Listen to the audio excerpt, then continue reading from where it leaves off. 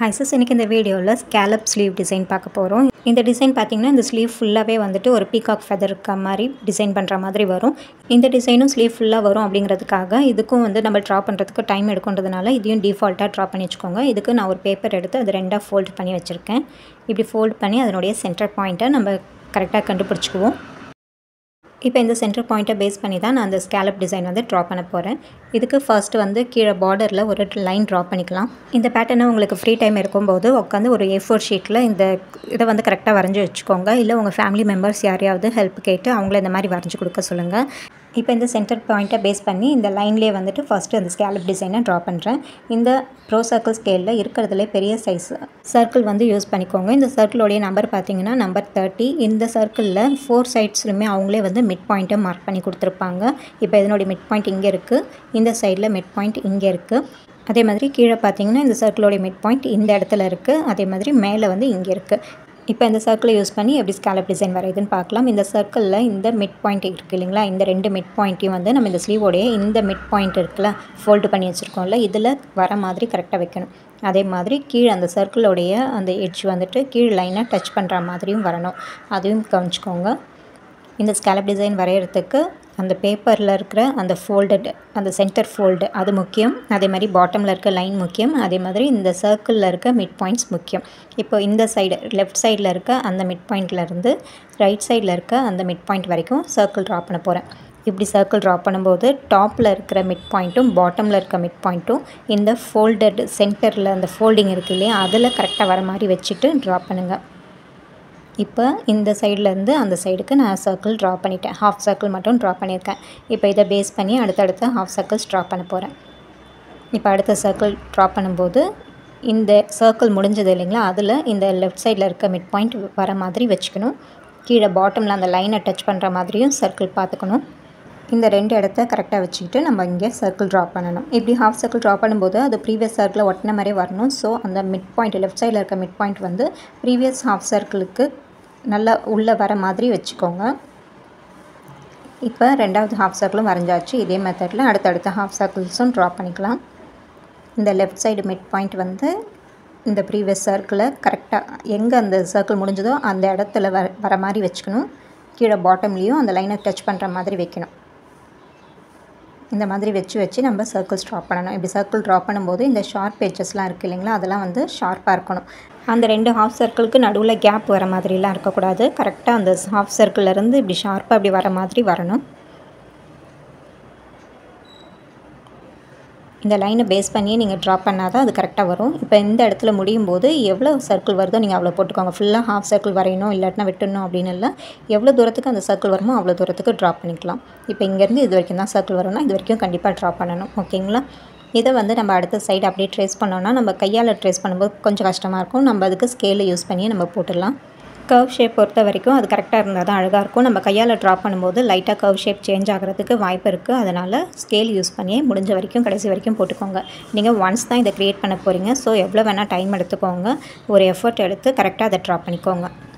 இப்போ சிலர் வந்துட்டு ஒரு 4 ஸ்கேலப் மட்டும் ஒரு பேப்பரில் ட்ரா பண்ணிவிட்டு அதே வந்து இந்த ட்ரேசிங் ஷீட்டுக்கு அடியில் வச்சு நகர்த்தி வச்சு அப்படியே ட்ரேஸ் பண்ணிகிட்டே போகிற மாதிரி சொல்லி கொடுக்குறாங்க. நான் அந்த மெத்தடை வந்து ப்ரிஃபர் பண்ண மாட்டேன். ஏன்னா அது வந்து 95% அது தப்பாகிறதுக்கு சான்சஸ் இருக்குது.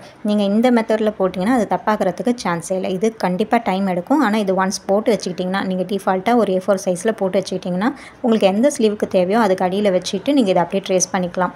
அந்த மாதிரி இது ஈஸியாக இருக்கும், பர்ஃபெக்டாகவும் இருக்கும். ஒன்ஸுக்கு ஸ்டார்டிங்கில் போடுறது மட்டும்தான் கஷ்டமாக இருக்கும். போட்டுட்டிங்கன்னா அந்த ஃபினிஷிங் வந்து உங்களுக்கு பக்காவாக இருக்கும். இதனுடைய ஃபினிஷிங்கை நான் உங்களுக்கு ஃபைனலாக காட்டுறேன் பாருங்கள்.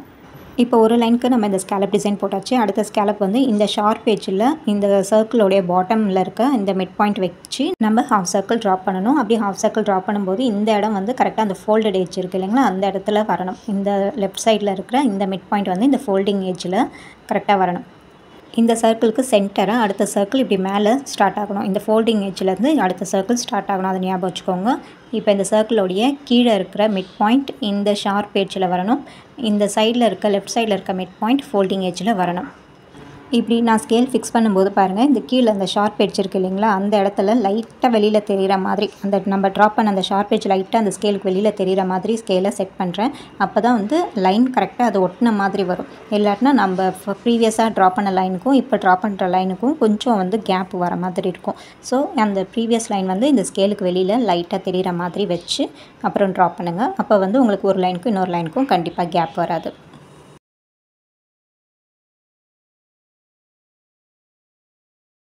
இப்போ இந்த செகண்ட் லைனில் ஒரு ஹாஃப் முடிச்சிட்டேன். இதே மாதிரி செகண்ட் ஹாஃபும் போட்டுக்குவேன். இப்போ தேர்ட் லைனை நான் ட்ரா பண்ணி காட்டிடுறேன். தேர்ட் லைன் நம்ம ஃபர்ஸ்ட்டு ட்ரா பண்ண அந்த லைன் மாதிரியே தான் இந்த சென்டரில் இந்த சர்க்கிளோடைய மிட் பாயிண்ட்டை வச்சுட்டு நம்ம வந்து ஹாஃப் சர்க்கிளை ட்ரா பண்ணணும். இந்த ஃபோல்டிங் எட்ஜில் இந்த சர்க்கிளோடைய top and bottom mid points கரெக்டாக வர மாதிரி வச்சுட்டு இந்த ஹாஃப் சர்க்கிளை இப்படி ட்ரா பண்ணிக்கோங்க. கீழே பாட்டமில் இந்த செகண்ட் லைனில் இருக்கிற அந்த ஷார்ப் எட்ஜஸை டச் பண்ணுற மாதிரி இந்த சர்க்கிள் வரணும். அதை மட்டும் கவனிச்சுக்கோங்க. நான் இந்த தேர்ட் லைனும் ஒரு ஹாஃப் மட்டும் ட்ரா பண்ணி காட்டுறேன். இந்த மாதிரி சர்க்கிள்ஸ் ட்ரா பண்ணும்போது இந்த ஷார்ப் எட்ஜ் எல்லாமே நம்ம ட்ரா பண்ண அந்த ஹாஃப் சர்க்கிளுக்கு சென்டராக வர மாதிரி இருக்கணும். இந்த மாதிரி இருந்தால் தான் இந்த ஷேப் பார்க்க பர்ஃபெக்டாக இருக்கும். இந்த மாதிரி நான் ஃபுல்லாக ட்ரா பண்ணிவிட்டு காட்டுறேன். இப்போ இதில் இந்த 3 லைன்ஸ் வந்து கம்ப்ளீட் பண்ணிட்டேன். இந்த மாதிரி இல்லாமல் நீங்கள் ஒரு லைனுக்கு மட்டும் இந்த ஸ்கேலப் ஷேப்பை ட்ரா பண்ணிவிட்டு அதை இந்த ட்ரேசிங் ஷீட்டு கீழே வச்சு ட்ரேஸ் பண்ணிட்டு வந்தால் என்ன மிஸ்டேக் ஆகும் அப்படிங்கிறதும் காட்டுறேன். ஸ்டார்டிங்கில் 1-2 லைன் வந்து கரெக்டாக வர மாதிரி தான் இருக்கும். அடுத்தடுத்து நம்ம போகும்போது கண்டிப்பாக ஷேப் மாறிக்கிட்டே போகும். இப்போ பாருங்கள், நான் இந்த ஃபோல்டட் எட்ஜில் தான் இந்த ஷார்ப் எட்ஜ் வர மாதிரி கீழே அந்த டிசைனை இது மேலே வைக்கிறேன். இப்படி வைக்கும்போது பாருங்கள், உங்களுக்கு நல்லா தெரியும் இந்த ஷார்ப் எட்ஜெல்லாம் இந்த கர்வ் லைனுக்கு சென்டராக வராமல் அப்படியே கொஞ்சம் கொஞ்சம் அப்படியே கிராஸாக போகுது பாருங்கள். இந்த இடத்துலலாம் கவனிச்சு பார்த்தீங்கன்னா தெரியும், அந்த ஷார்ப் எட்ஜ் கர்வுக்கு சென்டராக வராமல் கிராஸாக இருக்குது. இந்த 2 ஷார்ப் எட்ஜில் வர மாதிரி கரெக்டாக கர்வாக வச்சுருக்கேன். அப்படி இருந்தும் இந்த ஷார்ப் எட்ஜ் பாருங்கள், இந்த கர்வுக்கு சென்டராக வராமல் அப்படியே கொஞ்சம் கொஞ்சம் மூவ் ஆகியிருக்கு.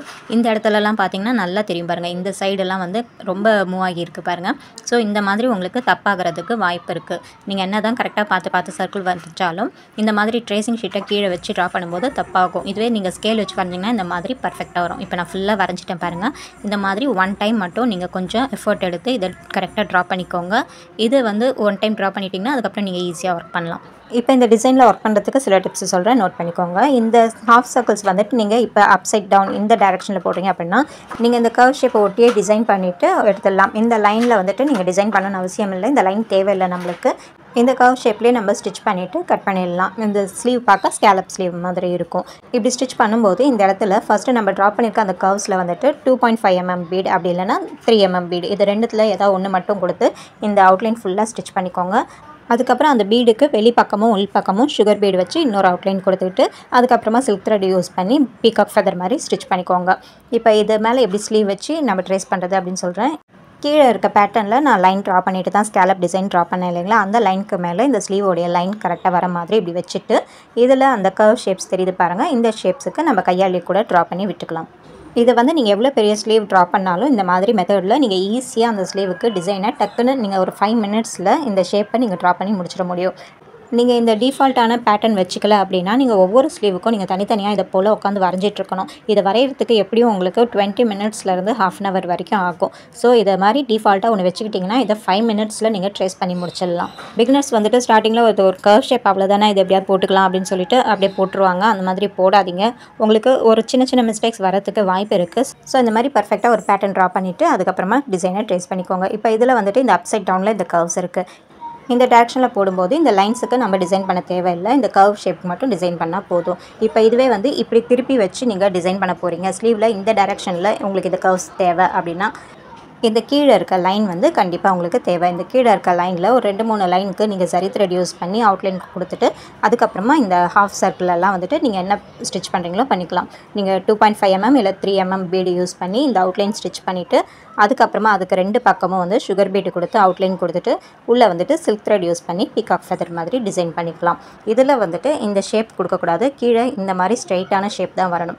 நீங்கள் அப்படி ஷேப் கொடுக்க நினச்சிங்கன்னா இந்த இடம்லாம் வந்துட்டு உங்களுக்கு ஓட்டையாக தெரியும். அந்த ஷார்ப் எட்ஜஸ் மட்டும் நீட்டிகிட்டு இருக்கும், இந்த இடம்லாம் கர்வாக இருக்கும். அந்த ஷேப் பார்க்க நல்லா இருக்காது. இந்த ஸ்கேலப் இப்படி உள்பக்கமாக வளையுது இல்லைங்களா, அந்த உள்பக்கமாக நம்ம வந்து கர்வ் பண்ணி இப்படி ப்ளவுஸ் ஸ்டிச் பண்ணோம்னா அந்த ஸ்லீவ் பார்க்க நல்லா இருக்காது. நீங்கள் இந்த டேரக்ஷனில் ஸ்கேலப் டிசைன் போட்டாலும் இந்த ஃபோல்டிங் எட்ஜில் இந்த சர்க்கிள் வந்து சென்டராக வர மாதிரி கரெக்டாக வச்சுட்டு அப்புறமா தான் ட்ரேஸ் பண்ணணும். இப்போ இதில் பார்த்தீங்கன்னா ஒரு சைடு ஹாஃப் சர்க்கிள் இன்னொரு சைடு ஹாஃப் சர்க்கிள் வர மாதிரி கரெக்டாக வச்சுருக்கேன்.